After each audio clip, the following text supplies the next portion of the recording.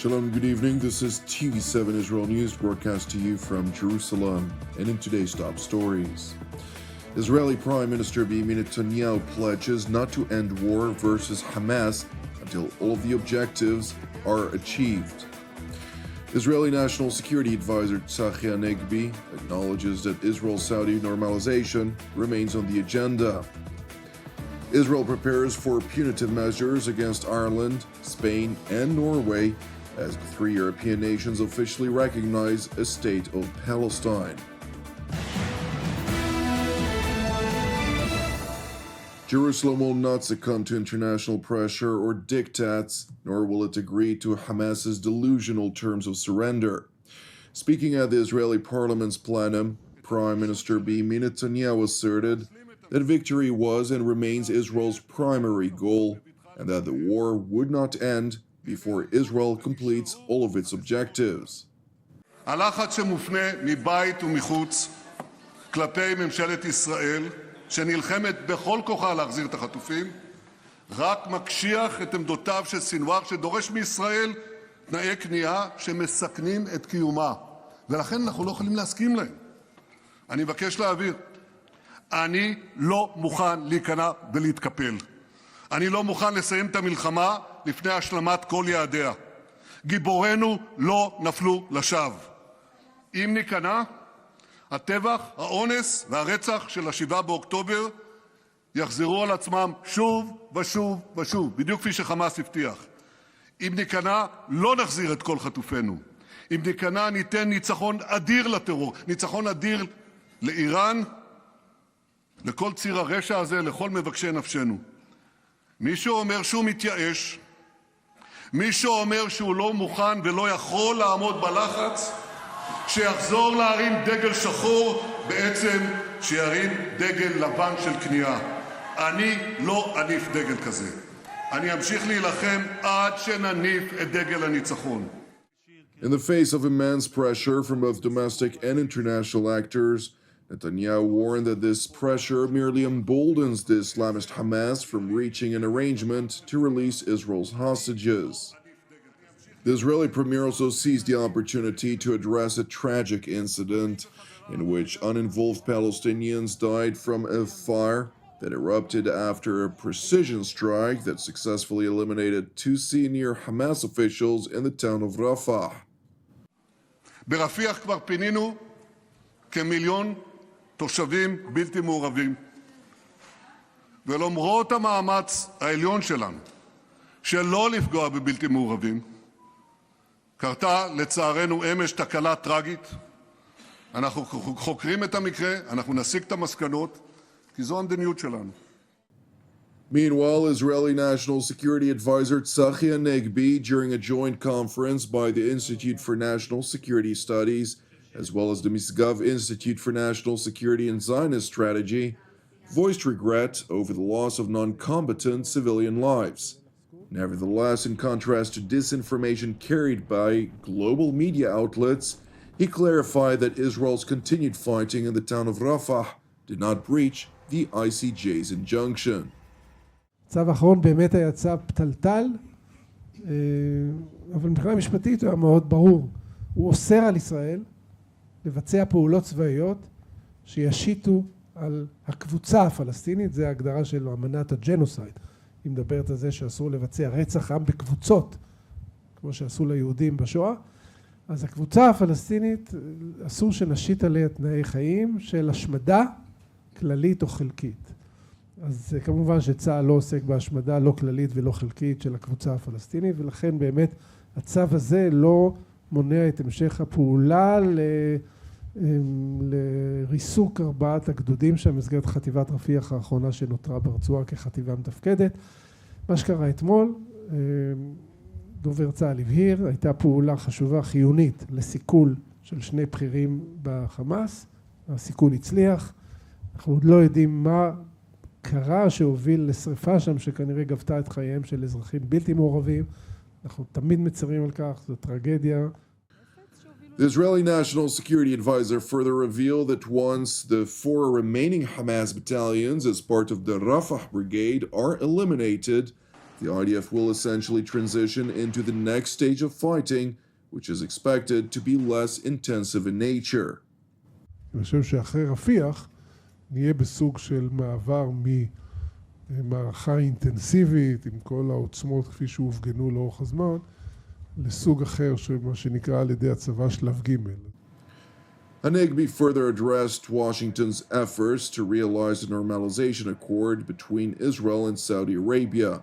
While acknowledging that normalization with the Saudis remains on the agenda, demands by Riyadh to end the war in Gaza is not something Jerusalem can accept. Nevertheless, in contrast to reports, the National Security Advisor emphasized that voicing Israel's will to reach a negotiated solution with the Palestinians as part of a normalization accord with the Arabian Kingdom is not viewed as an obstacle. אני לא מכיר עדיין שיש סיכום בין האמריקאים לבין הסעודים על מה התנאים לנורמליזציה. אבל אם מה שאת אומרת הוא נכון ומדובר באיזה נוסחה שכל הצדדים יכולים לחיות איתה, והיא מדברת על אופק לפלסטינים, שזה אינטרס שלנו בלי קשר לנורמליזציה. יש לנו אינטרס להגיע לתום הסכסוך עם הפלסטינים. לנו יש עניין, כמובן להגיע להסדר עם הפלסטינים ולשים את הסכסוך הזה מאחורינו. The Israeli National Security Advisor stressed, however, that in contrast to acknowledging a horizon to settling the Israel-Palestinian conflict, Jerusalem, as was decreed by the Israeli parliament, or Knesset in Hebrew, will not accept foreign diktats vis-à-vis Palestinian statehood.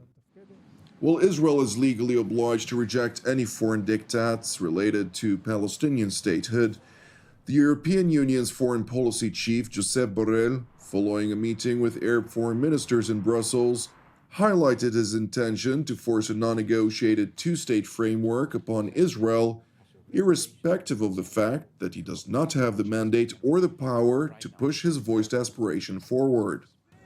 Borrell went on to deplore Israel for the tragic incident in which uninvolved, non-combatant Palestinian residents of Gaza died in a blaze that erupted after an Israeli strike took place on two senior Hamas officials operating within the town of Rafah, claiming further, irrespective of the letter of the ICJ's injunction, that it breached the court's order.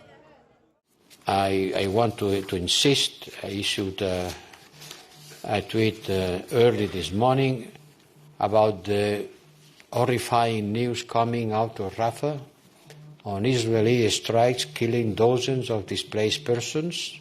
The last figure seems to be around 40 people, including small children, being burned. I condemn this in the stronger terms. It proves that there is no safe place in Gaza. And these attacks take place immediately after the International Court of Justice ordered it to stop all military activities in Gaza. In contrast to the claim by the EU High Representative, the International Court of Justice did not order Israel to halt its military operations in the Gaza Strip. Turning to Spain, where Prime Minister Pedro Sanchez, who heads the Spanish Socialist Workers' Party, which is the political faction affiliated to EU Foreign Policy Chief Josep Borrell, announced Madrid's recognition of a Palestinian state. Comparezco ante todas y todos ustedes para trasladarles que en la reunión del Consejo de Ministros y Ministras de hoy, el Gobierno de España aprobará el reconocimiento oficial del Estado de Palestina. España se sumará así a los más de 140 países que ya reconocen en el mundo a Palestina como Estado. Se trata de una decisión histórica que tiene un único objetivo, y es el de contribuir a que israelíes y palestinos alcancen la paz. Spain's recognition of a state of Palestine was joined by both Norway and Ireland, with the latter hoisting the Palestinian flag at Leinster House, which is Ireland's parliamentary seat in Dublin. Meanwhile, in Jerusalem, punitive measures are expected to be implemented, with Israel re-evaluating its diplomatic relations with the three respective EU member states. Right now, I came here for consultations at the instruction of the minister. We are about to review our bilateral relation, and that includes our diplomatic relations, economic, military, intelligence, healthcare, everything that we have in the portfolio between the countries. The Israeli ambassador to Ireland went on to reveal that Israeli high-tech, medical, and other companies, alongside significant investors, are reaching out to the foreign ministry in Jerusalem to evaluate whether to divest or relocate their activities elsewhere. We are getting more and more phone calls and conversations of concerned people. If it's Israelis who invest in Ireland and are concerned about their investments, if it's Israelis who have relocated to Ireland into different tech companies and either are requesting to be relocated somewhere else or are asking to return to Israel. Thank you for watching TV7 Israel News. I would like to encourage you to pray for the peace of Jerusalem and salvation of Israel. Moreover, if you're blessed by our productions, which are exclusively donation-based and as such broadcast free of charge, please consider making a donation. You can do so via our website at www.tv7israelnews.com. I'm Jonathan Hassan, wishing you an Erev Mevorach, and God willing, we'll see you during our next update. Until then, Shalom from Jerusalem.